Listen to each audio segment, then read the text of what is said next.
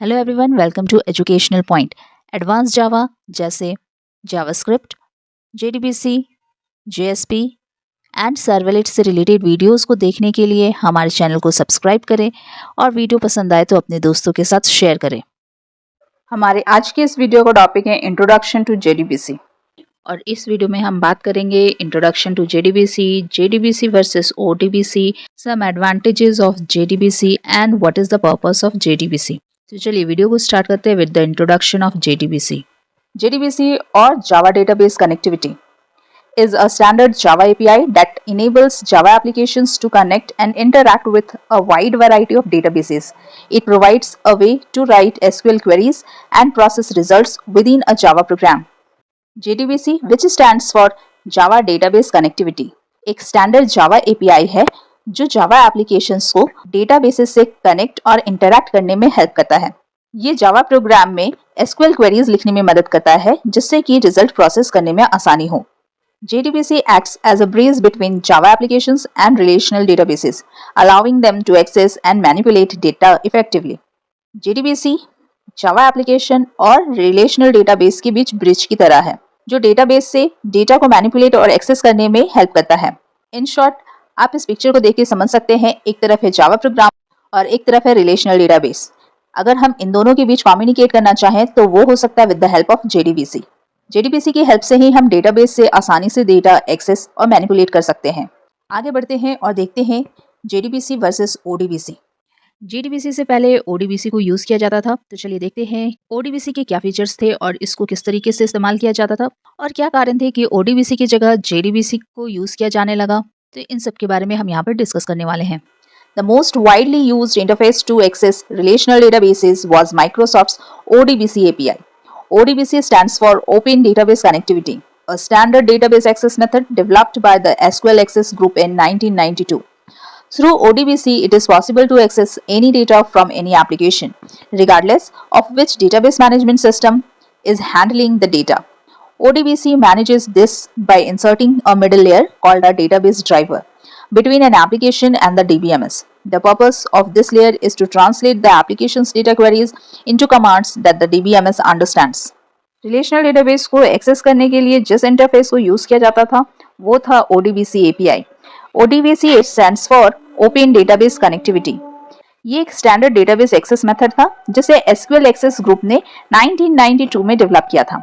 ODBC के through किसी भी एप्लीकेशन से किसी भी डेटा को एक्सेस किया जा सकता था जो किसी भी DBMS के थ्रू हैंडल किया जाता हो। ODBC डेटा एक्सेस करने के लिए एप्लीकेशन और DBMS के बीच एक मिडिल लेयर को यूज करता था जिसे डेटाबेस ड्राइवर कहा जाता था। डेटाबेस ड्राइवर का काम होता था एप्लीकेशन में यूज होने वाली डेटा क्वेरीज को कमांड में बदलना जो कि DBMS समझ सके और उससे रिलेटेड रिजल्ट शो कर सके। But ODBC cannot be used directly with Java programs due to various reasons. Hence, JDBC came into existence. ODBC को डायरेक्टली जावा प्रोग्राम के साथ यूज नहीं किया जा सकता था। इसके बहुत सारे रीजन थे। इसके दो इम्पॉर्टेंट रीजन ये थे। पहला, ODBC C लैंग्वेज में लिखा जाता था। दूसरा, C लैंग्वेज में लिखे जाने के कारण इसमें सिक्योरिटी प्रॉब्लम थी और इसीलिए JDBC एग्जिस्टेंस में आया। आप इस पिक्चर में देख सकते हैं ODBC में क्लाइंट एप्लीकेशन जावा के साथ नहीं लिखा जा सकता था जबकि JDBC में क्लाइंट एप्लीकेशन को जावा में लिखा जा सकता है। उसके अलावा JDBC में JDBC ड्राइवर यूज किया जाता है जबकि ODBC में ODBC ड्राइवर यूज किया जाता था। तो जैसा कि हमें पता चल चुका है कि वो सारे क्या रीजन थे जिसके कारण ODBC की जगह JDBC को इस्तेमाल किया जाने लगा। तो अब देख लेते हैं कि JDBC को इस्तेमाल करने के क्या एडवांटेजेस हैं। Some of the advantages of using Java with JDBC are: first, simplified database interaction; second, platform independence; third, control and flexibility; fourth, transaction management; fifth, efficient data management; sixth, metadata access; seventh, exception handling; eighth, prepared statements; ninth, zero configuration for network computers; and 10th, performance and security. तो ये सारे list है advantages की जो कि हमें देखने को मिलती है जब हम JDBC के साथ काम करते हैं।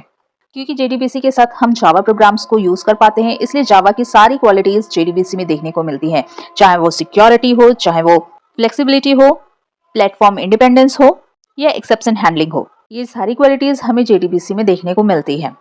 JDBC के एडवांटेजेस के बारे में पढ़कर हमें पता चल चुका है कि JDBC का इस्तेमाल हम क्यों करते हैं। तो चलिए अब बात कर लेते हैं what is it's purpose. Point number 1, database interaction. JDBC provides a standardized way for Java applications to interact with databases. JDBC Java application को डेटाबेसेस के साथ इंटरैक्ट करने के लिए एक स्टैंडर्डाइज तरीका प्रोवाइड करता है। Point number 2, database independence. It allows Java code to be written in a database independent manner, meaning the same code can work with different databases by using appropriate JDBC drivers. JDBC में लिखा गया Java code database independent होता है। इसका मतलब ये है कि जब हम एक डेटाबेस के लिए कोई जावा कोड लिखते हैं तो सेम कोड दूसरे डेटाबेस के लिए भी यूज़ कर सकते हैं, और इसे यूज़ करने के लिए हमें एप्रोप्रिएट JDBC ड्राइवर को यूज़ करना होगा। JDBC ड्राइवर क्या है और कैसे इस्तेमाल किया जाता है, इसके बारे में हम अपने आने वाले वीडियो में देखेंगे। Third point, standard API. It provides a set of interfaces and classes that define how Java applications can connect to a database, send SQL queries, and process the results. JDBC standard API provide करते हैं, वो API जो set of interfaces and classes provide करते हैं और जिसकी help से Java application database के साथ कनेक्ट हो पाता है, जिसकी हेल्प से SQL क्वेरीज सेंड की जाती है और साथ ही साथ रिजल्ट भी प्रोसेस किया जाता है। Point number 4, common operations. JDBC enables developers to perform common database operations like establishing a connection to the database, executing SQL queries like select, insert, update, delete, processing the results returned from the database, managing transactions and closing the database connection.